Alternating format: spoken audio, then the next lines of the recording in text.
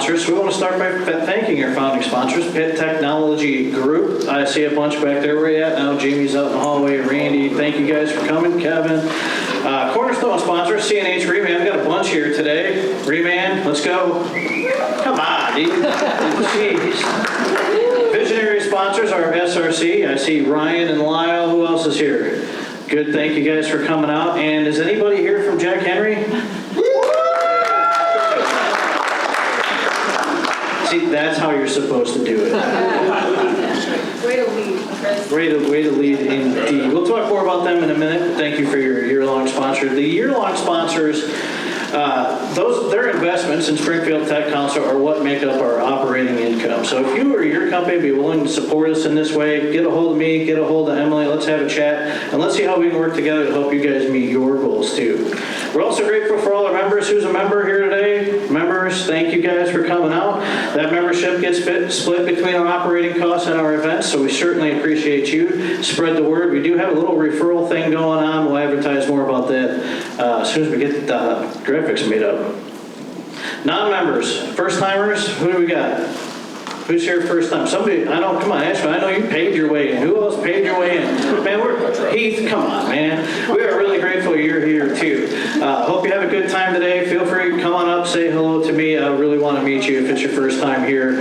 And Sherry Coker's also here. Well, no, but we have to bring keys. You know, we got to make somebody bring keys from over. I think he hasn't been here in a long time, so come on. Excellent. I didn't see his hand back there. Thank you, Dwayne, for coming. Appreciate you.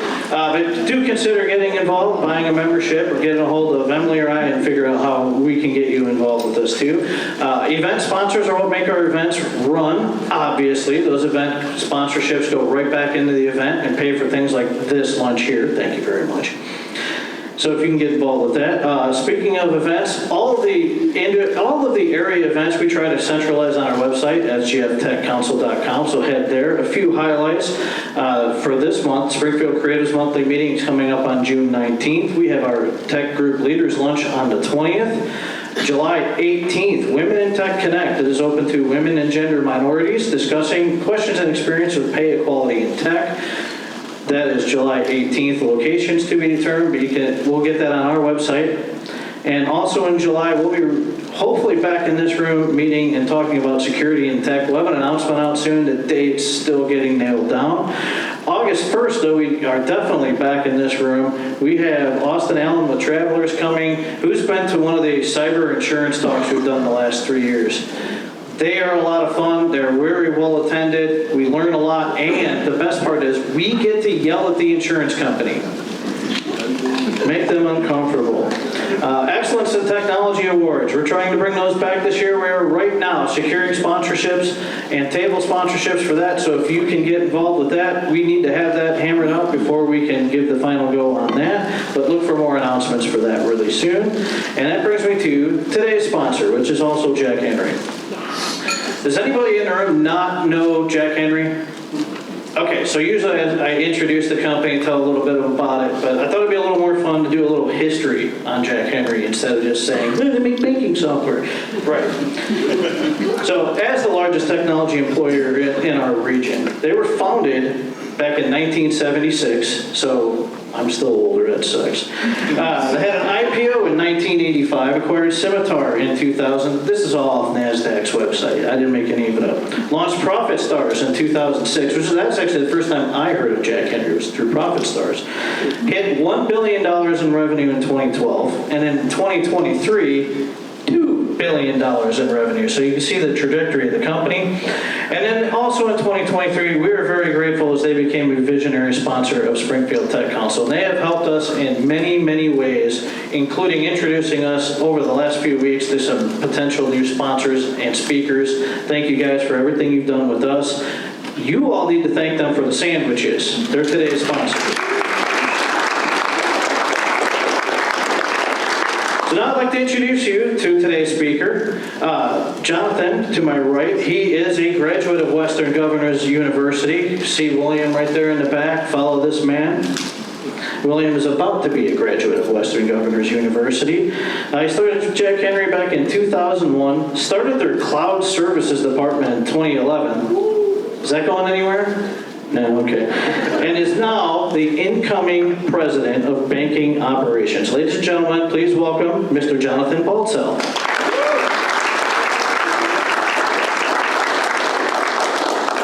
All right. The last time we plugged this in, my computer crashed, so let's see if it actually survives this time. I did play it on security. He tried to hand me a thumb drive, and I'm like, dude, I will get in so much trouble. I can't use it here. All right, there we go. All right, thanks everybody for coming out today. Thank you for having me. It's a privilege to be here and share the Jack Henry story with you. Thank you to the Jack Henry family for showing up, for support. Greatly appreciated. As Dan mentioned, my name is Jonathan Baltzell, incoming president of Bank Solutions at Jack Henry.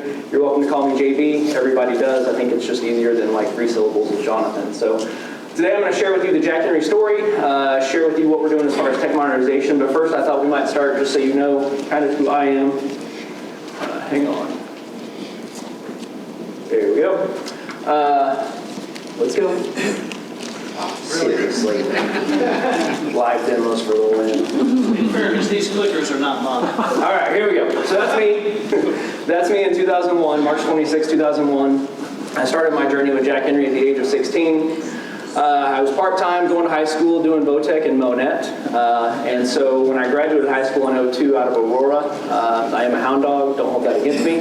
When I graduated high school in 02, I decided I wanted to go full-time with Jack Henry. So when I graduated, a week later, I did my first conversion trip installing our Silver Lake core processing system in May of 2002. I spent the next 4 years as a programmer on the core services installation team. I installed every application in the platform in Silver Lake, from CDs to loans and everything in between. And then for 4 years after that, I also led a conversion team of programmers and analysts, again, installing the Silver Lake system.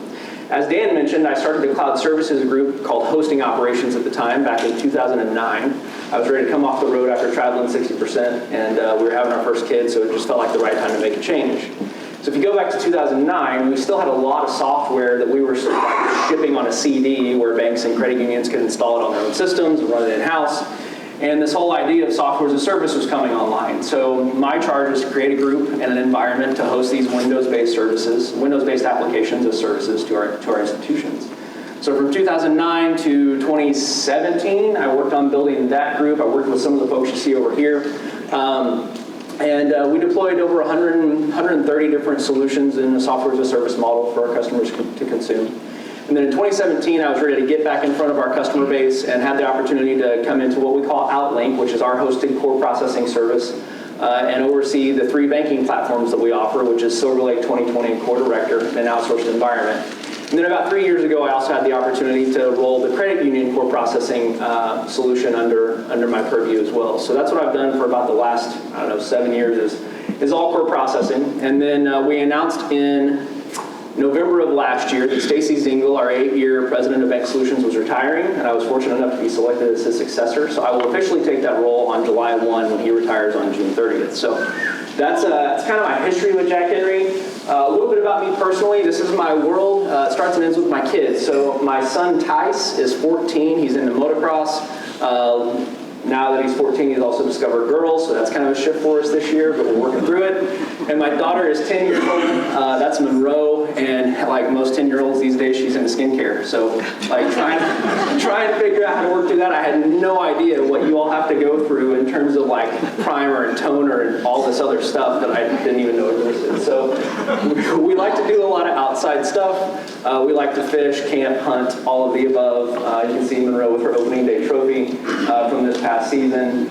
And bottom right, that's my person, Becky. So my kids live in Republic. They go to Republic schools. My son will be a freshman this year. Becky and I live in Monet, just about 7 minutes from the Monet headquarters of Jack Henry. So that's a little bit about me. As we start into the Jack Henry story, I would love to make this interactive. Just raise your hand if you want to have a question or a comment, unless your name is Chris Goodfellow, and then you are allowed to ask questions.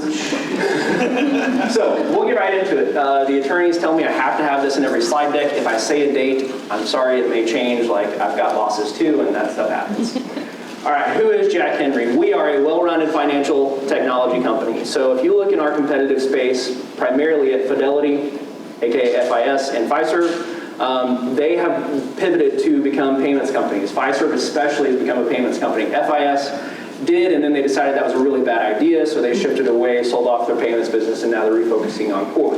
But the way we look at Jack Henry is we do a lot in core. We are not just a core company. We do a lot in payments. We're not just a payments company. We do a lot in security. We're not a security company. We are a well-rounded financial services company for our institutions. Why do we do it, or what do we do, and how we do it? We strengthen the connections between our institutions and their customers for the benefit of financial wellness. If you rewind about 2 years prior to our rebranding, we had a traditional kind of corporate mission statement. We come to work to return value to shareholders, and we do that by providing good solutions and good service. And frankly, I don't know about you all, but I don't get out of bed to return value to shareholders. I get out of bed to do something far more worthwhile. I'm super excited about what we did when we rebranded kind of our mission and purpose. Why we do it? To empower the world really to move forward with financial freedom. I don't know the statistics off the top of my head, but so many people live paycheck to paycheck or don't have the right amount of savings in the bank to weather any sort of disaster. And so some of the things we're focused on in the future is really helping build that financial wellness and resistance for the community abroad. And then our founding philosophy, coming directly from our founders, Jack and Jerry, is do the right thing, do whatever it takes, and have fun. You'll see that kind of woven throughout the presentation. We serve these 4 kind of customer bases. Banks, that's where we cut our teeth. That's where we grew up until the acquisition of Scimitar that I'll talk about in a second. Credit unions is another substantial base for us. And then de novos, if you're not familiar with the term, that's a new bank or credit union. So basically starting off, not existing, starting a brand new bank or credit union. We provide services to them. And then we also work a lot with fintechs. What's interesting is Jack Henry is considered a fintech. We're one of the oldest in the industry. When you think of a fintech, it's typically like startup, just a handful of people working 20 hours a day. And then you've got 48-year-old Jack Henry doing our thing. So why do we serve those 4? Because ultimately we believe the world is a better place with our community and regional financial institutions. So when you look at across the globe, the United States is very unique in the financial market that we have.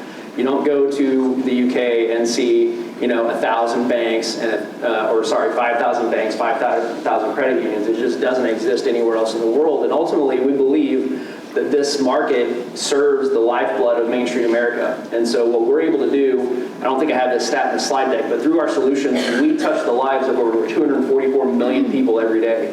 That's something we're working really hard to remind our associates of. We have a much bigger obligation than just maybe delivering the solution to a credit union or a bank. Ultimately, we deliver solutions to 244 million Americans on a day-to-day basis. So, a little bit about Jack Henry. Dan stole some of my presentation, but I'm still going to talk about it anyway. This is where we started in 1976. Jack Henry was a real person. He and Jerry Hall founded our company in 1976 in the back of an engine repair shop. Jerry's desk was actually 2 sawhorses and an old door, and that's what they started on. Some of the things that aren't in this slide deck, I think it's really important to understand what happened prior to Jack Henry starting in 1976. So in the early 70s, Jack Henry the man worked for Galois Bank out of Monette, and he was kind of the IT person. Prior to Jack, they were doing stuff like manual ledgers, manual tickets, deposit slips, etc. And Jack was like, we've really got to automate. Computers exist now, we've got to find a way to do this through software. And so Jack went out, staked his career on buying a piece of software, putting it on an old IBM mainframe, and making it work. What Jack saw in the early 70s is after he installed it, he's like, there is no way this is ever going to work. This software is crap. And so Jack invested his nights and weekends in changing the software to do the things the bank needed to do. Then in 1975, I believe, Galois Bank was acquired. And so when Jack was looking at kind of his exit package, he said, I just want my software. Because he knew there was an opportunity. He made the software work for the bank, and he saw the opportunity in the market to expand that influence across the industry. And so that's really where the original Jack Henry banking software came from. So he took that, partnered with Jerry, started this in 1976, and the rest is history. Another anecdote that I thought was interesting. It wasn't super easy back in 1976 to find customers willing to bet the farm, if you will, on a brand new software company, especially in the mid-70s. So Jack was the salesperson. Jerry was the brains. He was the one that made the software finally do the stuff it needed to do. And so what you see on the screen, Jack was out doing a sale, one of the initial sales to Jones National Bank in Nebraska, I think. And the banker said, I really want to do business with you, but I'm just not sure of the viability of your company. Can I see a balance sheet? So Jack sat down with a piece of paper and he wrote out his personal balance sheet. What's interesting is when you look right here, it valued Jack Henry Associates at $600. That's how early on it was. And so Jack wrote out, like, this is everything I have. This is my, I have $18,000 in checking and savings. I've got $14,000 in receivables from a business interest that I had before. $28,000 on this house with no mortgage, and then I'll skip down to $25,000 in cattle and farm gear. This will give you some insight to how witty Jack was. But I owe my banker $33,000, which is a -8. And in the parentheses, boy, is he worried. Damn cattle prices, you know. And then things to keep me busy. This was Jack Henry at $600. He had a $3,000 interest in another business. He says here, I'm president of both. Always wanted to be president of something. So anyway, give you a little insight to Jack Henry the man. He was a pretty special person. So then we go on. Jack Henry was incorporated in 1977, generated $115,000 in revenue in their first year. 1985, as Dan mentioned, we went public, traded 3 million shares on the NASDAQ. And I will tell you, from this time through about 2016, in 2016 there was an article that was published, life to date, Jack Henry was the best performing stock on the NASDAQ, bar none, during that period of time. And that all started back in 1985 when we went public. 92, we began to aggressively acquire more companies to expand our product offering, and 3 years later, we started what we refer to or have referred to as Outlink, which was our core processing, as a service, cloud processing. It was like the original cloud processing, if you will. 2000, we acquired Scimitar, so this was us getting into the credit union base. Huge for us. And what that led to, I'm not there yet. And then in 2006, through all these acquisitions, we didn't have a way to really kind of bring them all together. So we started this brand called Profit Stars. And the idea was we had banking for our core banking business. We had Scimitar for core credit union business. And then let's take all these complementary products and bundle them into an offering or a brand that we call Profit Stars. And so those were bolt-on ancillary products that we could sell both inside the Jack Henry base and outside of our core customer base. 2012, we hit $1 billion in revenue for the first time. So from 1977 at 115,000 to 2012, we hit $1 billion in annual revenue. Pretty big milestone for us. And then in 2016, we celebrated 40 years in business, and that's where that article came from. Celebrate our 40th year anniversary of being the best performing stock on the NASDAQ. Ultimately, that brought us to the end of the 2020s, which you have these 3 brands that identify that this is how Jack Henry identified in the market, which was somewhat confusing. Everybody knew the name Jack Henry, and then there was you were seeing product names used in terms of instead of brands, and so we thought, how do we solve this problem? How do we unify all of Jack Henry under one Jack Henry, one company? So we went through a rebranding. We created the Jack Henry brand.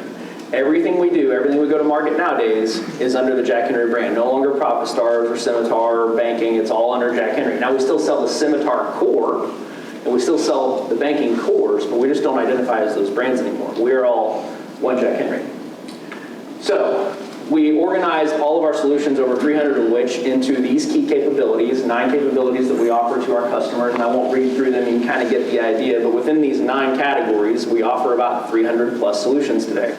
Across a variety of different areas.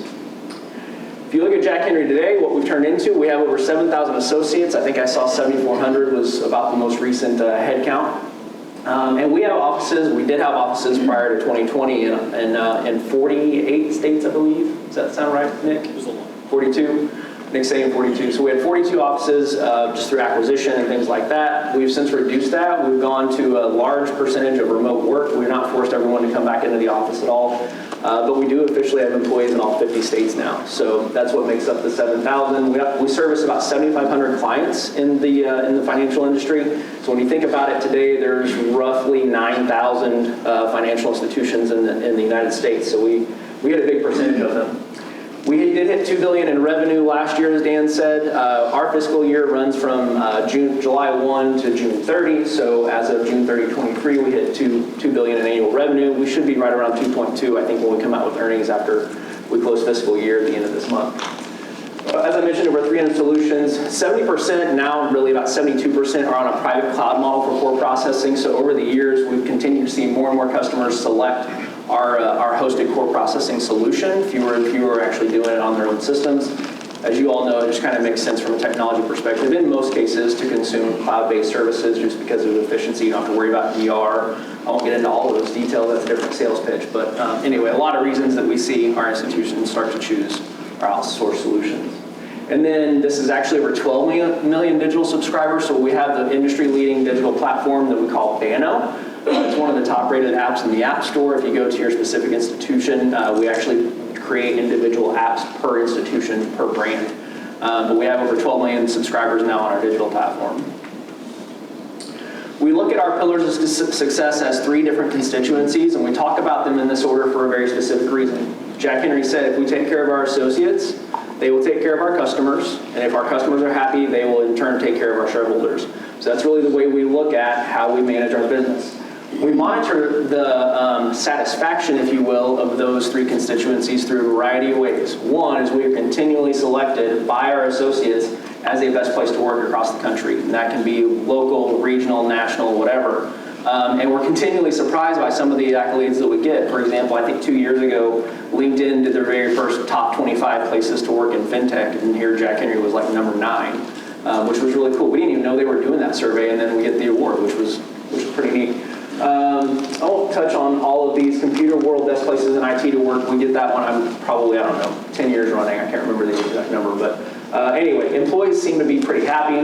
We do an annual engagement survey, so on the anniversary date of an associate's employment, they get a survey about just how do you like working at Jack Henry, would you recommend us, do you feel engaged, do you feel valued, those kind of things. 87% of our associates who respond believe in Jack Henry's values. That is huge. I don't remember, I think the industry benchmark's like 60 to 65.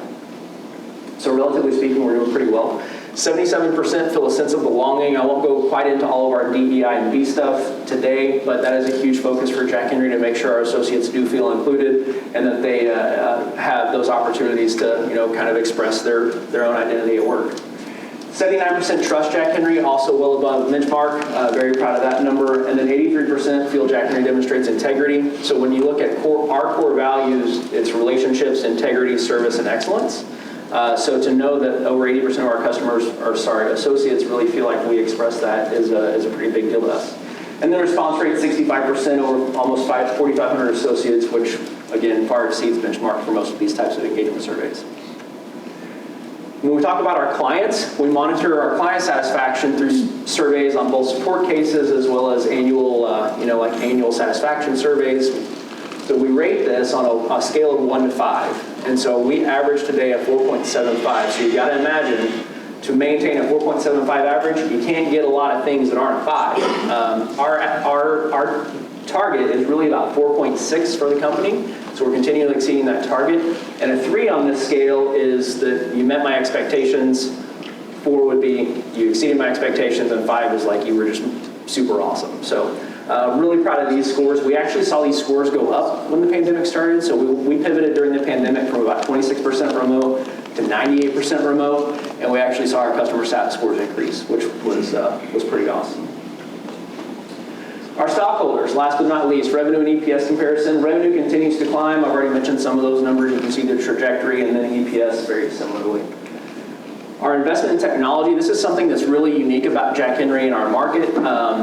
Our competitors, we think, invest at about 5-ish% of their top line revenue back into their technology. We're at 15%, and that's a percentage we are committed to for the foreseeable future. Where do we put that? So if you're a bank or a credit union and you see that we're putting 15% of what you're paying us back into the solution, that's pretty attractive. These are our technology priorities. So this is where we're focused right now and going forward. One is digital solutions / Banno Business. Banno is our digital platform. Think about mobile and online, although we don't talk about them that way anymore. Technology modernization, I'm going to dive into that here in just a couple of slides to give you some insight. And then financial crimes technology, we're delivering a new solution we call Financial Crimes Defender. Fraud is a very big deal in all different channels, and so huge focus for what we're doing right now on financial crimes.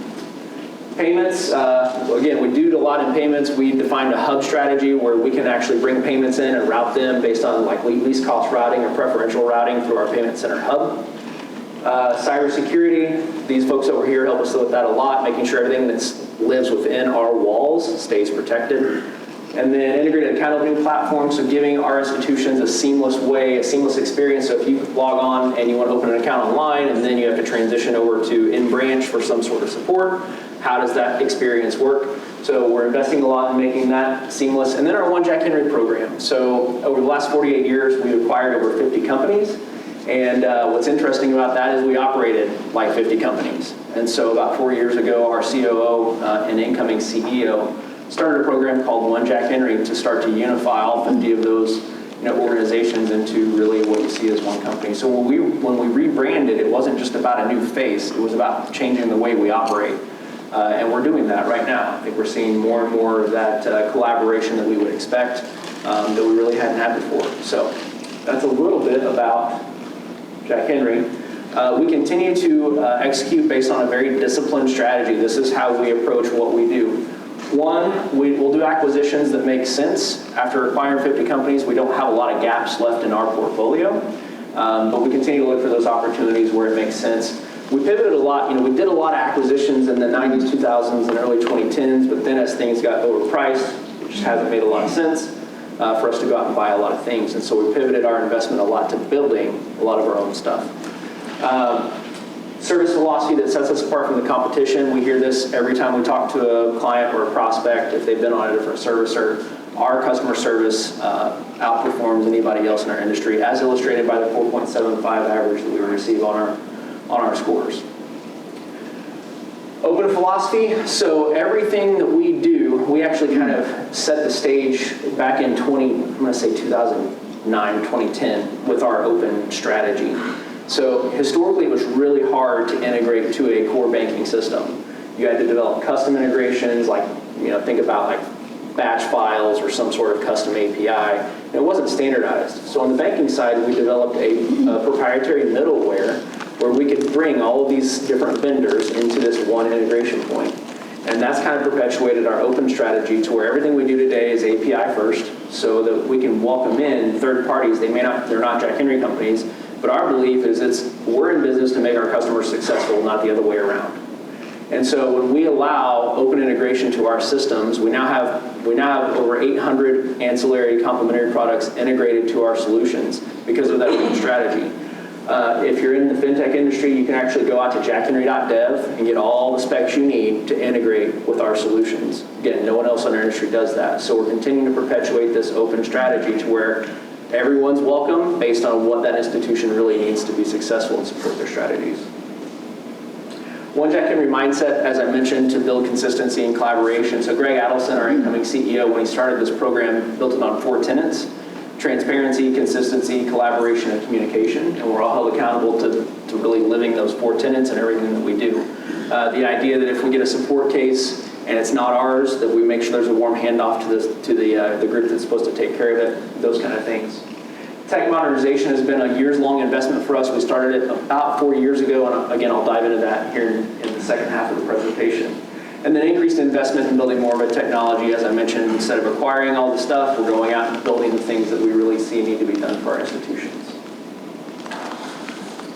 As far as the banking, I'll give you a little statistics on just like the banking and credit union spaces that we serve. Today, it says about 1,000 banks. I think we're at 924 due to industry consolidation. We support 25% of the multi-billion-dollar banks in the United States, which I think is a pretty cool statistic. And then 140 solutions specific to core or specific to banking. And again, we offer both private cloud and on-premise solutions to our customers. Any questions so far? We shouldn't do this after lunch, folks. Like, seriously. We should do the presentation first and then do lunch. Just so, in case you're not familiar with the banking industry, we continue to see consolidation over the years. You can see from 22 to 23, we lost 100 banks in the United States. 99% of those are going to be due to acquisition, smaller banks being acquired by bigger banks as it gets harder and harder to survive in the banking industry due to increased regulatory pressure, expenses, margin compression. And then, non-interest income is a huge part of what our banks do. And as that gets compressed by folks like the CFPB, some banks just don't have a choice except to get acquired by a bigger institution just to stay alive. Market market share, so Jack Henry's right around 19.3% of overall bank market share in the United States. You can see that our sweet spot is really in this, the 1 to 10 space. And I'll talk in the next slide right here. So 25% of multi-billion-dollar banks in the United States today. You can see that in 2001, we had 26 clients with more than $1 billion in assets. Now we're at 238. And that metric's pretty interesting because it's not that we went out and won a whole lot of billion-dollar business. We're doing better in the last 2 to 3 years, but a lot of those 238 banks have grown with Jack Henry. So they have come on, as a $250 million institution and just have organically grown with our company over the last, 20 plus years. And then on the credit union side, again, very similar to the banking side, we have 719 credit union clients on the Scimitar platform today. We own the $1 billion plus market, 49% market share. That's by far the leading platform within the credit union space. 37 of the largest credit unions in the United States consume the Scimitar platform. I think we have, so the largest in the United States would be Navy Federal. We have the next largest on the Scimitar platform. 3 million to 29 billion is the asset range that we serve on the credit union side. 72% of credit unions consume our private cloud model. Evolved database, I won't get into that. That's basically shifting from a proprietary flat database schema over to a industry standard Microsoft SQL sort of schema. And then we have over 275 integration partners that are integrated to the Scimitar platform. Similar consolidation in the credit union industry. We lost 172 credit unions last year, now at 4,700 at the end of 2023. We continue to do well. As you can see, our revenue continues to grow even as our industry is consolidating. So I think we're positioned really well with roughly 95% recurring annual revenue for what we do.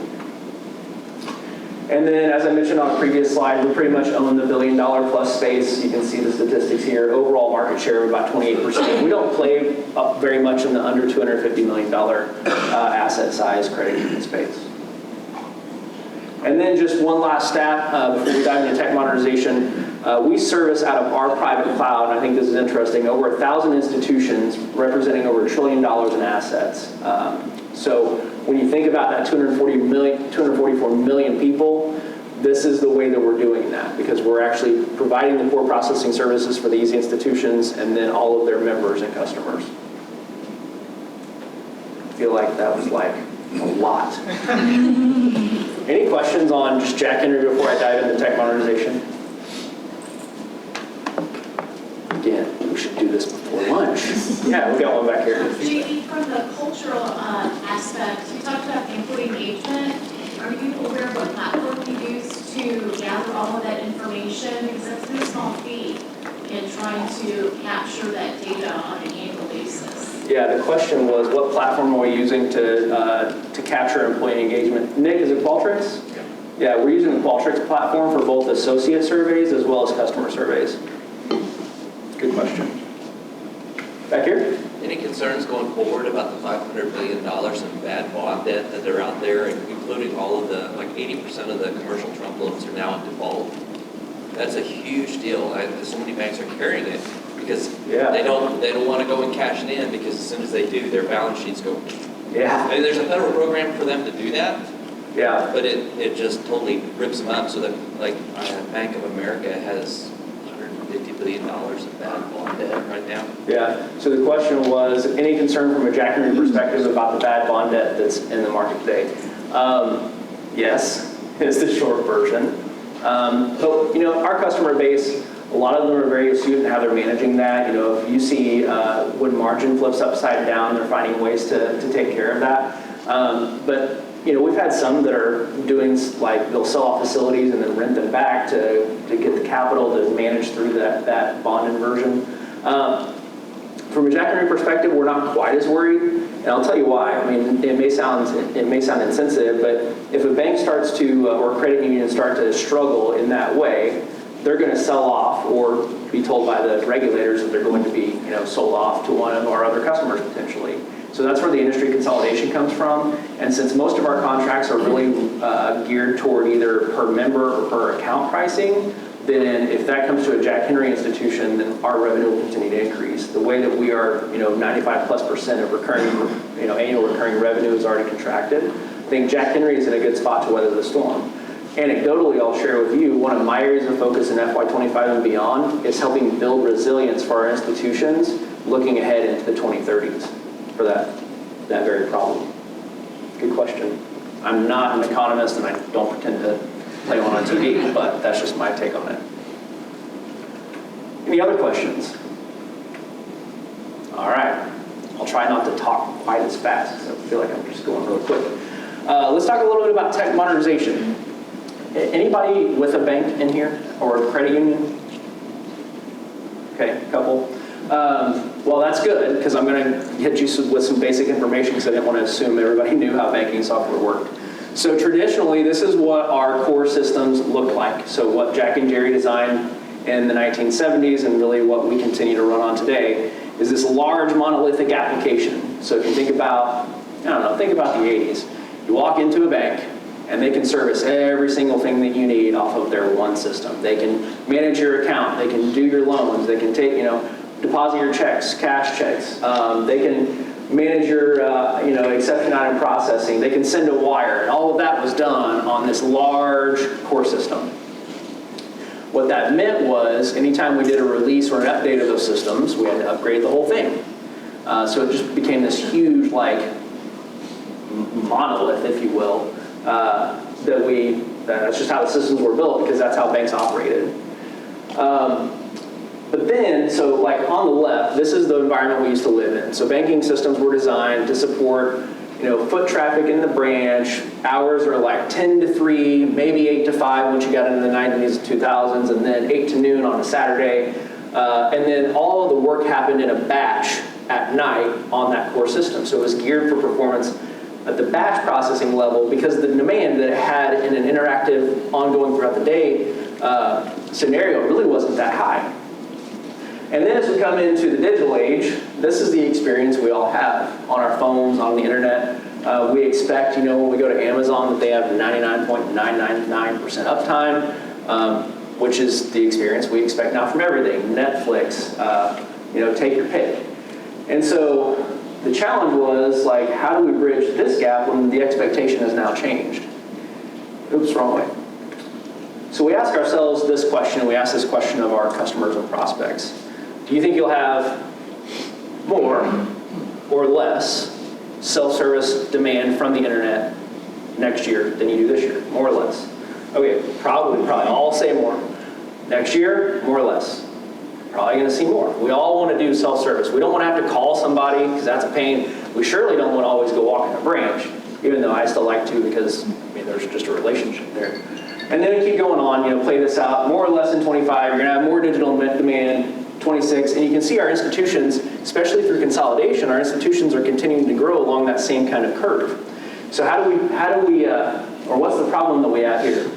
The problem is we now have all this self-service internet generated demand for banking activities on systems that were all designed before the internet ever existed. And so we run into this problem to where you can see the hot pipes, what we call hot pipes down here on the right. Because now we've tried to extend this solution to meet these demands, and it's not there. And as an industry, it's not there. Then you compound that problem with this. Through digital transformation, we've achieved financial fragmentation. Most of us have 20 to 30 different relationships, financial relationships, and we don't even realize it. Think about PayPal. Okay, you might have PayPal and money sits in PayPal instead of being at your bank or credit union. If you have Venmo, Zelle, rinse and repeat, right? This is the ecosystem that we as consumers now live in. And if you're a business, it's even worse. Now you have, not only are you a consumer as a person, but now you're a consumer as a business. So this financial fragmentation has led to a whole ecosystem of additional demand coming in from the internet to solutions that were made before the internet was even contemplated. And so, how do we solve that? We've got to skate to where the puck's going to be, I think is Wayne Gretzky said. So we've got to figure out how do we take this 48-year investment that we made in a very robust core banking or core credit union platform and enable it to manage that demand, and how do we extend it into the environment where all of the innovation is happening, meaning the public cloud? How do we extend these core systems into the public cloud and take advantage of that pace of innovation? Because if we try to do it at the core level, we can't keep up. Like if you're delivering one release, one new update a year that's got everything in it, like you can't keep up with applications that are delivering 600, 800, updates a week. So this is what we came up with about 3-4 years ago is our tech modernization strategy. So our new technology is going to be component-based, and I'll show you a diagram of what that means here in a second. Open, as I mentioned, we do everything API first. If we do it one time, it's done through an API. And then we bundle that API into our developer toolkit and make that available to any vendor that wants to integrate with Jack Henry. Digitally centric, so no longer, we built our core systems originally to be teller-centric, where you would walk in and you'd, cash your check or whatever. What we're building now is digital centric, so that when you pull out your phone, that's the experience that we start with first. And then cloud native, again, we've got to take advantage of the pace of innovation and the ability to scale and be resilient that you only find in the public cloud. So what's that look like? So here's what it looked like before. Here's what it's going to look like in the future. So we're taking all of the things that you see in each of these columns. So you look at wires, you look at deposits, you look at accounts. We're unbundling that. And we're creating component-based solutions in the Google Cloud Platform, GCP. And so what's really cool about this is all of these will connect back to I used to say traditional. Most people said legacy. I don't like that word. But I was down with IBM last month, and they said legendary. So these are now legendary core systems, which I thought was pretty cool. But what's cool is you can now connect, let's say you want to leverage our new deposit module without having to completely replace your Silver Lake core system or your Scimitar core system. You can do that. So we're extending these legendary core systems into the public cloud environment with these modules and enabling our customers to adopt them a module at a time rather than a huge scorched earth conversion. And so then we'll take those and we'll bundle them, make them available on this platform in GCP. And there's no line, but this box down here was meant to represent a legendary core. And so this is what it looks like. This is what the future of Jack Henry's banking platform looks like. It'll service both banks and credit unions because, in today's world, we have 9 different applications that manage ACH. So if there's an ACH regulatory change, we have to go change it in 9 places, release it to 9x number of customers using that solution. Going this direction, we only do it once, and it's delivered in a public cloud environment where we can deliver continuous updates every day, at any time of the day. All of that puts our institutions back at the center of their customers and members' ecosystem. So no longer do you have to go, let's say you do have a Venmo account. You can bring that into the experience of your customers if you're a bank or a credit union. So no longer are you differentiated or disintermediated. You now have that relationship that banks, community and regional banks and credit unions are known for. So if you try to call a Chase, it's difficult to get support as an example. Now you can still have that relationship that's differentiated you as a community or regional financial institution by putting you back in the center of the world of your customers and members. That's the vision for Jack Henry's tech modernization strategy. I kept it very high level because we could go really, really deep, and I didn't want to do that today. So I think I'll close with our philosophy, which is do the right thing, do whatever it takes, and have fun. And I'll stop there and see if you're still awake. Any questions? In the back. What are Jack Henry's strategies with building with technologies like quantum computing, cryptography, AI, and then blockchain? Wow, that's a lot. So the question is, what are Jack Henry's strategies with quantum computing, AI, blockchain, and cryptography? Well, quantum computing is really, I'm talking about cryptography when I'm talking about quantum. Yeah. So I honestly don't know that I can opine on the quantum computing piece. I know we've got some white papers from IBM, but we still see it. We're looking, I think, from a security perspective at how to prepare to be quantum safe. Right. That's about as far as my knowledge goes. Now, blockchain, we were looking at that about 4 years ago and then decided to slow our roll a little bit just to see where the rest of the world kind of went with blockchain. The one I'll touch on is AI. And I knew the question was going to come, and I purposely did not put slides in here because we could spend hours on what we're doing with AI. But I'll give you just kind of a little insight. One, we've developed a corporate AI strategy about how we as a company will use AI. We recognize the potential that it holds. We understand that AI won't replace people. People using AI will replace people that don't use AI, is kind of the way we're looking at it. And so we've defined a strategy that we kind of articulated as responsibly, bold, and balanced. So we want to encourage the use of AI in a place that it makes sense and doesn't put any risk on our associates, our company, or our customers.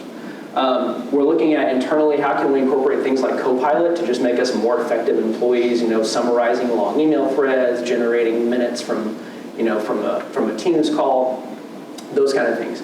From a customer perspective, it's really exciting. So everything we're doing in the platform that I just showed you back here will have AI inherently incorporated to it. And so one of the reasons we chose GCP is because we saw them as the industry leading, but safest, most conservative when it comes to the uses of AI. So there's a screenshot that I did not put in here because I didn't know if it would be relevant. But in today's world, think about a CFO at a bank or a credit union. They're going to come in the morning and they're going to look at my reports. What were my deposits in yesterday? How much cash should I have going out? What's my cash position? What are my balances? And then they're going to have to wait 24 hours to get the next report to know what's happening at their institution.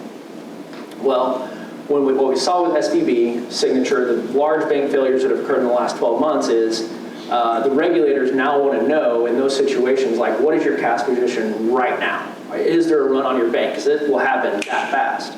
So through what we're doing here with real-time data integration, coupled with AI Assist, a CFO could literally say to an interface, what's my current deposit, cash position at the bank right now? And it will generate that report. So you don't have to sit there with a report writer and spend 2 or 3 hours writing some interactive report. AI will generate it for you. So that's one very small example on how we're integrating that to our platform. Another one that's pretty straightforward is chatbot sort of responses, but more intelligent than that.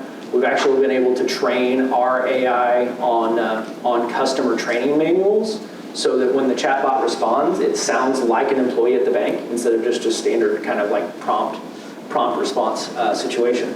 And then the last thing I'll say on usage of AI, one of the things we're looking at, sorry, that just blared on somebody on the live stream, is IBM's Code Assist. So they shared with us last month that they now have a Code Assist function that you can feed in business requirements and it will generate the code to do what it asks. Or reverse engineer, here's a program, tell me what it does, and it will actually output like the business requirements from the program that was written 40 years ago that no one knows how it works. So those are just a few examples. Good question on AI. Go right here and I'll come back to you. Go ahead. So I'm curious how far along you are in this component-based approach, and like what do you expect the timetable is? Like how long will you be converting things? That's a good question. The question was, how far along are we in this approach, and then how far in the future will we be converting things? I'll say, first I'll start with, we believe that every US dollar will continue to settle on IBM hardware for at least the next 20 years. Like, it's just too integrated, like it's too omnipresent at every large provider in our industry for both core, for payments across, like they all run on IBM hardware. So we're not expecting those to go away anytime soon, certainly not in the rest of my career. But what we're doing by extending that to the cloud and taking that component-based approach, we started with really wires was one of the biggest ones for a few different reasons, regulatory, some new changes coming down there. So we're delivering right now a lot of the, I'll say, foundational modules, like think about authentication and authorization, identity management, accounts and loans. So we're delivering all of that. We've got 2 modules going live this calendar year. That would be for wires as well as our new fraud product. Those are both built on the platform. And then we have a roadmap that really takes us through about 2028 right now, to where in 2028, an institution could run a deposit-only core solely in the cloud, settling back to our legendary core systems. So we don't expect to supplant or replace existing core systems in the near future. It's really about being able to innovate much more quickly once we get those components in the cloud. Good question. Back here? Yeah, this screen is wholly appropriate for what I want to ask. So Jack Henry has around 3,000 core components from the 50 companies that they've acquired. leaving the fact that you have this IBM technology that is going to be around for a while, what is the philosophy from the business architect, the software architect strategy of prioritizing, this component is unsecure and unencrypted, this component is secure and encrypted, but this component is only used one time, this component is used 100 times. Is there a philosophy, what is that philosophy look like for modernization of those components into your one Jack Henry structure? The other thing is, I come from insurance, and I found it fascinating that USAA has so many financial patents, and Jack Henry licenses some of those for like check imaging. And I see Zell and Klarna and some of these up there. What are like 3 technologies that you see that are really cool or fascinating to Jack Henry that are coming? All right, so the first question was, how's Jack Henry prioritizing the use of really secure versus unsecure behavior relative to what we're going to innovate toward next? Am I reiterating that correctly? Well, there's security, there's how many instances of use, Yeah. What is the financial impact on some, times. It may take 100 hours to rewrite this component, it may take 10,000 hours to rewrite this component. Yeah, so again, the question is generally how are we prioritizing all of those things? And I would say that one, all of those things that you said are inputs. What's the security risk? What's the usage? What's the cost to re-innovate? What's the total addressable market for the new solution? We input all of that into a business case, and those get fed into 1, our budget process, which we're in right now, or 2, if it's handled outside of that budget process, the business case just has to make sense. Either we're eliminating a substantial risk that we've applied dollars to, but generally, it's just really a matter of what is the specific situation. I think to your second question, hang on, what was your second question? So what is there a startup or technology that is fascinating or interesting? Yeah, what technologies are interesting to Jack Henry? That's probably a better question for our CTO than me. It's interesting you talk about USAA having all the patents. We actually did file for our first patent last year. First one that Jack Henry's ever done, which I think is pretty unique when, literally met with the CTO of Power Systems last month, and he filed for like 125 patents or something crazy. It's just never something that we've looked at. We think that we've got some unique opportunity around fraud specifically, and our ability to really eliminate that on certain rails. So that's one that we're aggressively pursuing. Technology-wise, man, there's so much stuff out there. But I'll tell you, we're going through a process to rationalize what we put our investments to, and then partnering with those other solutions that we think are really interesting. So what we're doing with Autobooks as an example, a lot like bringing Autobooks in as a Jack Henry partner, but not necessarily owning that solution. So you'll see a lot more of that from us in the future, just because we want to make sure we focus on the things that we can deliver better than anybody else. And then let a lot of the fintechs out there focus on like these niche, is it niche? Yeah, niche problems. There's a huge debate at our company, is it niche or is it niche? I say niche. So you'll see a lot more of that from us, letting the fintechs solve these very niche problems and focus on that while we solve the problems that we're uniquely suited to solve. Yeah, can I follow up with that? Yeah. So I talked to an SVP at Jack Henry, and one of these fintechs came to me, and they said, I have a solution, I'd like to get it into Jack Henry. I said, great, I know an SVP. He said, if it doesn't make 50 million, we don't want to talk about it. Yeah, And that's I don't know that I know. So the question was. My question is there, the follow-up, is there a Jack Henry lab? Is there a place for these to get in where they can plug in and maybe not be at that level? Yeah, absolutely. So the final question there was, is there a lab that fintechs can plug into without having to necessarily be a sponsored entity? The answer is absolutely yes. Have them go to jackhenry.dev. You'll find our full API documentation. They can plug into a lab. They never even have to call us. If you go back through our last 12 months of press releases, you'll actually see some fintechs that have published press releases. We basically put the template out there, and then it's all like they can do everything themselves, including publish a Jack Henry press release that says this company is integrated with Jack Henry. So yeah, jackhenry.dev is the answer to that. Fantastic. Yeah. Good questions. Next, over here. Sorry, Jeremy. Well, 2 things I'll say. One, as the person who actually reviews and approves those press releases you're talking about, I want you to a bunch of examples if you want to see those. Jeremy can help you out on the press releases. I've heard, you presented about tech modernization, I've heard, Lee Weatherington's talked about it, Dave Falls has talked about it, and I'll ask you this same question I always ask them, which is, what do you think is the biggest roadblock to adoption of this philosophy on the FI side? Question is, what's the biggest roadblock to adoption of our new technology on the FI side? What's the biggest thing keeping FIs from making the leap? So the question is, what's the biggest thing basically keeping our institutions from adopting new technology, our new technology? I'd say it's a variety of things. We do know from industry surveys that we're going to continue to see increased investment from institutions into technology, which I think bodes really well for us, because they know, especially this year, operational efficiency and automation is at the top of every institution's list. Because it's getting harder and harder to go find that new revenue. They've got to figure out how to become more efficient at how they're operating today. The biggest obstacle in my mind is probably talent. Finding the talent that can manage these solutions in the right way to achieve the best return on investment is the biggest challenge that our institutions face today. Because frankly, if you're not, if you look at Jack Henry with the scale at which we operate, we're able to attract and retain some of the best talent in our industry, bar none. Our cybersecurity group, as an example, over 100 highly credentialed cybersecurity experts protecting our customers that live within our prem, as well as our associates. You compare that to a $200 million institution on the corner of the square, they can't attract that kind of talent. So when you look at these large opportunities to improve how they operate, they've got to have the talent that can focus on making those things a reality. Good question. Is that what Dave and Greg said? Right along those lines, workforce always comes to the top of the top. Good. Yeah. Score one. Good questions. I know we've got just a few minutes left. Yeah, go ahead. How do you determine the boundary for do whatever it takes?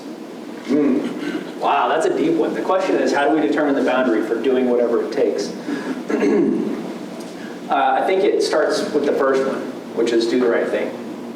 And so if we start there and then look at doing whatever it takes, is doing whatever it takes, does that mean working 60 hours a week for 6 months straight? I don't know, is that the right thing to do? Like that's where we come back to. Number one, is it the right thing? And then we'll talk about doing whatever it takes. I think hopefully the Jack Henry team would agree that that's how we look at it. Answer your question? Vaguely. All right. Any other questions? Back here. So you mentioned blockchain. What are your designs, plans for crypto, CBDC, blockchain? Are you tying any Web3 technology in? Yeah. So the question is really what are our plans around blockchain, crypto, et cetera? We have no plans right now, just to be perfectly blunt. The reason's twofold. Blockchain, as it exists today, as far as I know, is a very inefficient technology. It takes way too much to actually do much on blockchain at scale. Getting a head shake. That's what I've been told. But two, until we get regulatory clarity around all things cryptocurrency, we can't play in that space. Now what we're allowing right now, for example, is you can bring your Coinbase account into our digital platform. It's just like, again, putting the institution back at the center of their customer's world. So you can actually surface your Coinbase account into Banno. But we don't play in that space as Jack Henry, not until we have regulatory clarity. And I'll tell you, every customer I've talked to in the last 2 years feels the same. They want nothing to do with it. Okay? Good question. Any others? This side of the room has been really quiet.